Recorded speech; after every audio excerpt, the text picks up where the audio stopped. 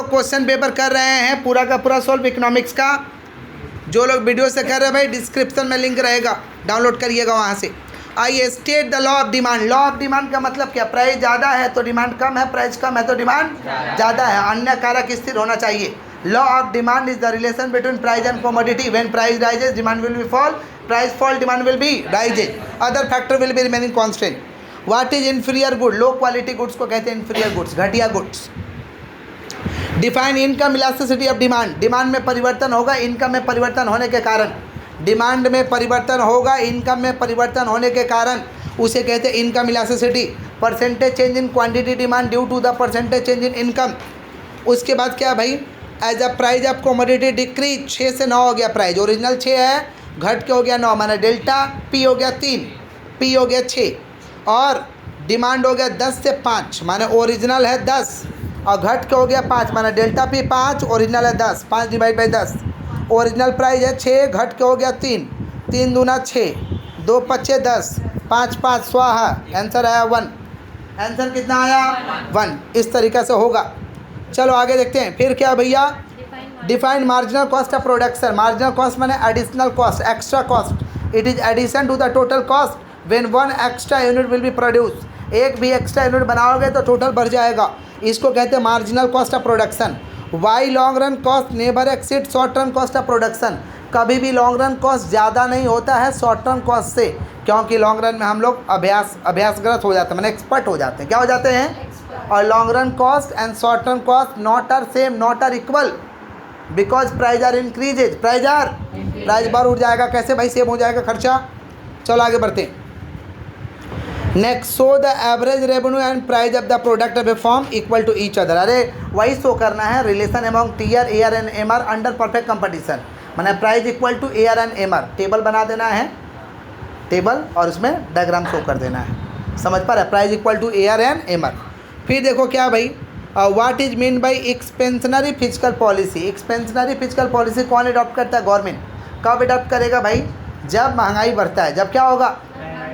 फिर देखो government expenditure multiplier, last chapter में हम पढ़ाए थे। गवर्नमेंट एक्सपेंडिचर मल्टीप्लायर का मतलब गवर्नमेंट का खर्च क्या होगा? मल्टीप्लाई में जब इंक्रीज करेगा उसे कहते हैं government expenditure multiplier. What is meaning of dispersion. Dispersion का मीनिंग तो कल ही लिखवाए थे ना, कि understanding of variable of the distribution of the data.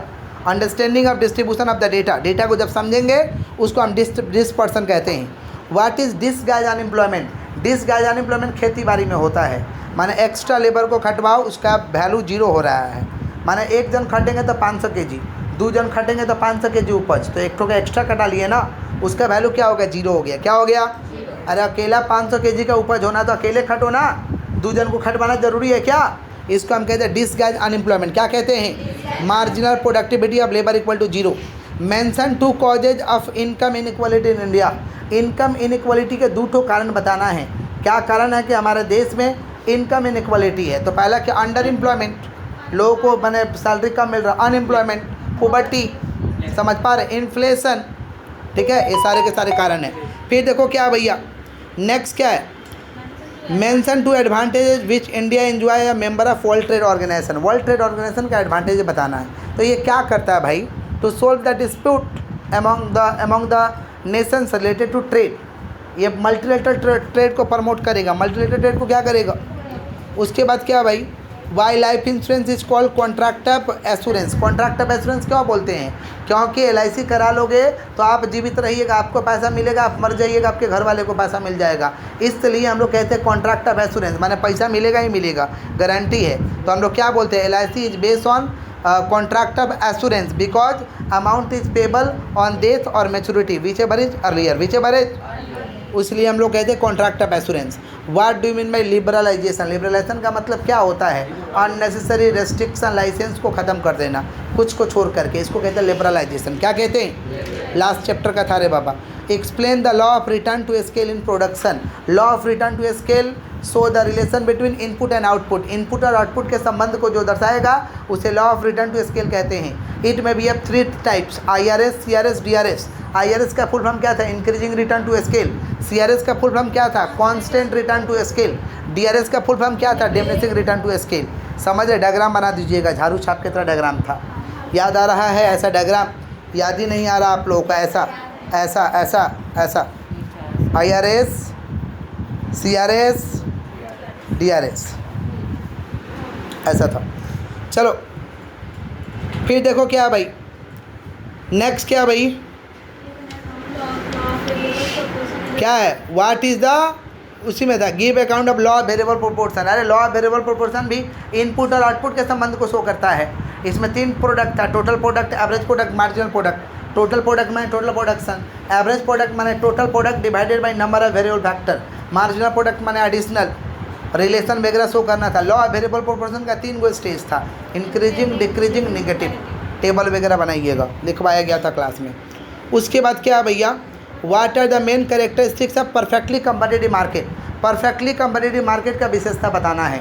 Perfectly competitive market का क्या विशेषता है, many buyer many seller, large number of firm, goods are homogeneous, no advertisement cost incurred, it is a price taker market, it is a price, यानी सबके पास एक जैसा goods मिलेगा, price taker market है, प्रचार का खर्चा नहीं लगता है, ना ही बेचने वाला का कमी, ना ही खरीदने वाला का कमी। नेक्स्ट क्वेश्चन क्या भाई, so short run supply curve है perfect competitive form can derive from marginal cost curve. देख लेना शॉर्ट रन में जो करवाए हैं बुक में। Discuss the assumption of marginal productivity theory of distribution, इसको भी करवाएं। कौन सा चैप्टर में, रेंट वाला चैप्टर में, रेंट वाला। उसके बाद देखो explain, next explain how rate of interest is determined by liquidity preference, इसको कराना होगा रे बाबा। उसके नीचे देखो डी नंबर, या बुक में होगा, explain how national income is obtain as the sum of total income the factors of production, माने इनकम मेथड को एक्सप्लेन करना है। कौन सा मेथड को, इनकम मेथड, माने सारे फैक्टर इनकम को जोड़ दो तो हमारा कौन सा मेथड आएगा, इनकम मेथड आएगा। नेक्स्ट देखिए, discuss the difficulties of measurement of national income. National income को मापने में क्या दिक्कत होता है, दिक्कत होता है कि lack of reliable data, illiteracy है, समझ पा रहे हैं, डबल काउंटिंग हो जाता है, डेप्रिसिएशन का प्रॉब्लम है, ये सब डिफ़िकल्टीज आता है। उसके बाद क्या भाई, discuss the function of commercial bank. Commercial bank का क्या फंक्शन था, एक्सेप्टिंग डिपॉजिट, 4 अकाउंट के माध्यम से रुपया जमा लेगा, saving, current, recurring, fix, providing loan, loan कितना तरीका से देगा, cash, credit, bill discount, credit card, bank overdraft, समझ पा रहे हैं, SMS facility, ATM facility, payment facility, cheque facility, ये सारे के सारे कमर्शियल बैंक के फंक्शन है। उसके बाद क्या है भाई, so the difference between current account and capital account. Current account में क्या लिखते हैं, गुड्स और सर्विसेज को गिनेंगे करेंट अकाउंट, संपत्ति को गिनेंगे कहाँ लिखेंगे, कैपिटल अकाउंट, एसेट को गिनेंगे कहाँ लिखेंगे, लोन लेंगे कहाँ लिखेंगे, कैपिटल अकाउंट, वस्तु और सेवा को गिनेंगे तो कहाँ लिखेंगे, current account. Find the standard deviation, normal सवाल है, आंसर 0.5 पर दिया हुआ बना लेना, जैसे लास्ट क्लास कर रहे थे, लेट गिवन इट एक्स को एक्स स्क्वायर करके बनाए थे। उसके बाद क्या, briefly discuss the features of different types of unemployment in India. Different types of unemployment को बताना है, कैसा कैसा अनएम्प्लॉयमेंट है भाई, कैसा कैसा हम लोगों का, सीजनल, टेक्नोलॉजिकल, डिस्गैज, समझ पा रहे, वॉलेंट्री, इनवॉलेंट्री। अनएम्प्लॉयमेंट माने बेरोजगारी होता है। अनएम्प्लॉयमेंट क्या होता है, वॉलेंट्री अनएम्प्लॉयमेंट का मतलब क्या होता है कि काम मिल रहा है लेकिन जिस पैसा मिल रहा है हम नहीं करेंगे, इच्छा नहीं करते, इसको कहते हैं वॉलेंट्री अनएम्प्लॉयमेंट। इनवॉलेंट्री का मतलब होता है कि काम है, काम करना चाहते हैं लेकिन हमें काम नहीं मिल रहा, काम करना चाहते लेकिन काम। टेक्नोलॉजिकल अनएम्प्लॉयमेंट, तकनीक के कारण आप बेरोजगार हो रहे हैं। सीजनल अनएम्प्लॉयमेंट, सीजन वाइज हम बेरोजगार हो जाते हैं, काम नहीं चलता है तो। डिसगाइज अनएम्प्लॉयमेंट, किसान लोग करता है, सबको खटवाता है, एक्स्ट्रा लेबर को खटवाता है, जिसका वैल्यू क्या होता है, 0 होता है। ये सब डिफरेंट टाइप्स ऑफ अनएम्प्लॉयमेंट है। उसके बाद क्या है भाई, what are the causes of persistence of poverty in India. गरीबी का क्या कारण है, अनएम्प्लॉयमेंट, मेन तो कारण अनएम्प्लॉयमेंट है, इलिटरेसी है, unemployment, illiteracy, highest population growth, under employment है, समझ पा रहे हैं, इंडस्ट्रियल सिकनेस, इंडस्ट्रियल, समझ पा रहे हैं क्या बोल रहे हैं, क्या बोल रहे हैं बेटा, ह्यूमन टेंडेंसी, ये सब गरीबी का कारण है। ह्यूमन टेंडेंसी ठीक नहीं है, ये सारे गरीबी के कारण है, समझ पा रहे हैं। नेक्स्ट MCQ पार्ट चालू हो रहा है, the second order of sufficient condition of profit maximization. Second order condition क्या था भाई, MC curve cut below from MR curve, या MC curve is upward rising, B number होगा। चलो 2 नंबर, एक कंडीशन ऑफ इक्विलिब्रियम है, फिर मोनोपोलिस। मोनोपोलिस का कंडीशन, इक्विलिब्रियम का कंडीशन क्या होता है, समझ पा रहे हैं, क्या होता है भाई, B number, MR equal to MC। MR equal to, if the government expenditure and taxes increase by equal amount then the value of income multiplier. जब इक्वल अमाउंट से खर्च वगैरह बढ़ाया जाएगा उसका वैल्यू क्या कहलाएगा भाई, 1, समझ पा रहे। विच of the following economics is not associated with the measurement of poverty. इसमें से कौन सा गरीबी का मेजरमेंट नहीं किया था, कौन सा ऐसा इकोनॉमिस्ट था जो गरीबी का मेजरमेंट नहीं किया था? समझ पा रहे? महालनो बी नंबर होगा। 5 नंबर देखिए, if the firm stop its production in the short run amount of its total cost will be. अगर एक फर्म स्टॉप कर देता प्रोडक्शन शॉर्ट रन में तो उसका टोटल कॉस्ट क्या हो जाएगा? टोटल वेरिएबल होगा कि फिक्स? खाली फिक्स रहेगा। प्रोडक्शन बंद कर दीजिएगा तो खाली फिक्स खर्चा लगेगा, भाड़ा उड़ा लगेगा। Total fix cost. Total World Trade Organization कब बना था भाई? 1995। 5 number, which of the following factor causes the supply curve of a production shift to right. बोला जा रहा है कि कौन सा ऐसा फैक्टर है जो कि सप्लाई कर्व शिफ्ट किधर हो जाता है? राइट की तरफ हो जाता है। समझ पा रहे? कितना नंबर है ये? कितना नंबर है भाई? कितना नंबर है? नंबर 7 नंबर है। सुनिएगा ध्यान से। 7 नंबर में हम लोग का क्या होगा भाई? ए नंबर आंसर होगा। देखिए तो हाँ, fall in labour wage rate. आ जाओ। 8 नंबर आओ, the sum of average propensity to consume and average propensity to save कितना कहलाएगा? उसका वैल्यू 1, ये लिखवाए थे। Lowest value of standard deviation कितना होता है? 0। What is measure by head count ratio? Head count ratio से क्या मापते हैं? पुबट्टी। क्या मापते हैं? आइए नीचे। True false, price discrimination is one of the feature of perfectly competitive market. No, price discrimination features होता है मोनोपोली का, परफेक्ट कंपटीशन का नहीं होता। फॉल्स है।